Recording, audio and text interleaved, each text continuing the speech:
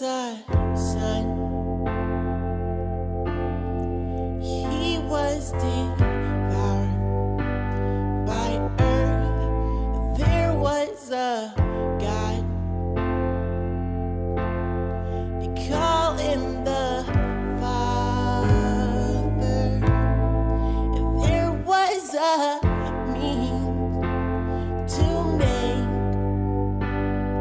a valley with grace out of this hole that I've dug for me. Good evening to the Healing Our Brokenness podcast. Today's recording is episode 25, The Sin of Cynicism, Part 1.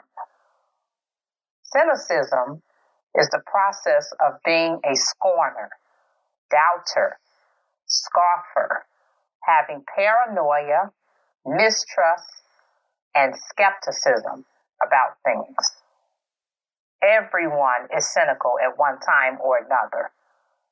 However, cynicism becomes a concern when it gets in the way of life's joys for us, other people being around us, and it is labeled as part of our brokenness. Blessed is the man that walketh not in the counsel of the ungodly, nor standeth in the way of sinners, nor sitteth in the seat of the scornful. And that is from Psalm 1 and 1. There are several factors that make up the reasons for one adopting cynicism as part of their lifestyle. You have experienced a lot of issues with betrayal. There are historical patterns of things not working out in your favor or working out in a way that is undesirable to you. You get to the point of seeing too much and hearing too much to think that things will be different. Most of the people that you trusted let you down. The few times that you thought things would turn out good, they turned out bad, and you lost faith in believing that things could be different. Whatever the case may be, from the outside looking in, it is easy to be judgmental to someone or something that we don't understand. It is not a license for us to commit the sin. However, empathy helps us to understand that the sin of cynicism is just like having any other sin. It becomes addictive. It spreads like a disease. It creates negativity. And it begs for more. After having to deal with the divorce from a sick individual, I experienced some cynicism creeping in.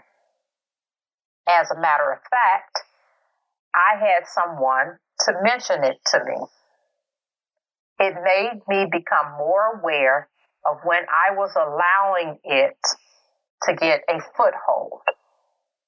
I have also noticed that when individuals have been abused and the abuser has run an all-out smear campaign packed with lies against the victim and then brainwashes and pulls in the victim's family, it becomes the perfect tool for Satan to intertwine inside this person, with cynicism being a stronghold rather than just a phase of grief. The individual starts to believe that no one can be trusted And we know this isn't true. However, when we are in pain, we often shake hands with Satan for all kinds of afflictions, addictions, coping mechanisms to cover up our hurt. We can vacillate from one end of the spectrum to another. Either we're too trusting or we don't trust anyone. Trust takes a while to gain. And when trust is broken through lies and betrayal, we are left with the thoughts in our minds that everyone will do the same thing that this person or persons did to us. Replacing our pain and hurt with healing is the hard but fruitful way out of cynicism. But as with any coping mechanism, what we have allowed to go on for so long becomes part of our normal and dysfunctional patterns of behavior. When things aren't happening our way, in our will, and in our timing, we trade whole faith and God's promises for broken pieces of cynicism. I want to leave you with some Bible verses to help if the sin of cynicism is a part of your brokenness. And the first set of scriptures is from Romans 11, and it's from 1 through the 6 verses. I ask then, has God rejected his people? By no means. For I myself am an Israelite, a descendant of Abraham, a member of the tribe of Benjamin. God has not rejected his people whom he foreknew. Do you not know what the scripture says of Elijah? How he appeals to God against Israel? Lord, they have killed your prophets. They have demolished your altars. And I alone am left, and they seek my life. But what is God's reply to him? I have kept for myself 7,000 men who have not bowed down the knee to Baal. So too, at the present time, there is a remnant chosen by grace. But if it is by grace, it is no longer on the basis of works. Otherwise, grace would no longer be grace. The next set of scriptures are taken from Romans, the 15th chapter, and the 1st through the 7th verses. We who are strong have an obligation to bear with the failings of the weak, and not to please ourselves. Let each of us please his neighbor for his good, to build him up. For Christ did not please himself, but as it is written, the reproaches of those who reproached you fell on me. For whatever was written in former days was written for our instruction, that through endurance and through the encouragement of the scriptures, we might have hope. He gave more than I could have known.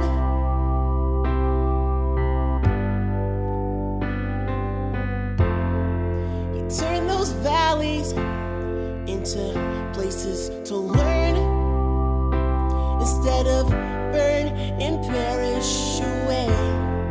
And nights never so cold without his grace. How could I say that I've seen the world from his great love? How could I know what he could love? How would I've seen what he had in store for me if I didn't give up and let him be my valley of grace, where things would change and maybe they'd take up the cross high again. The valley of grace never was the same after he had died. The love that refines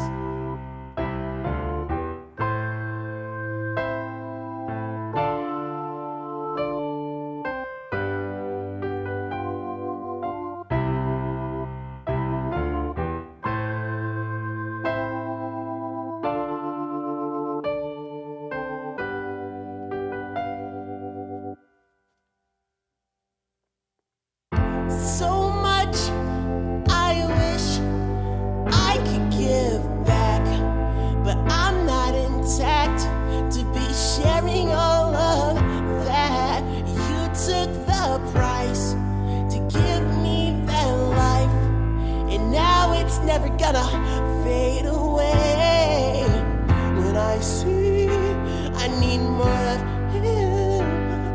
He whispers the sweetest of mercies upon my ears, and I won't go back the way it was again, again, again, and now.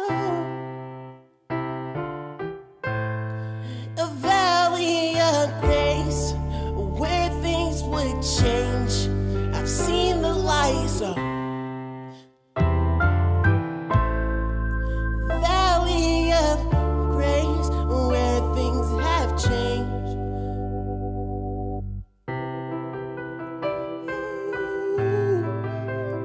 Oh, I've seen so much for me.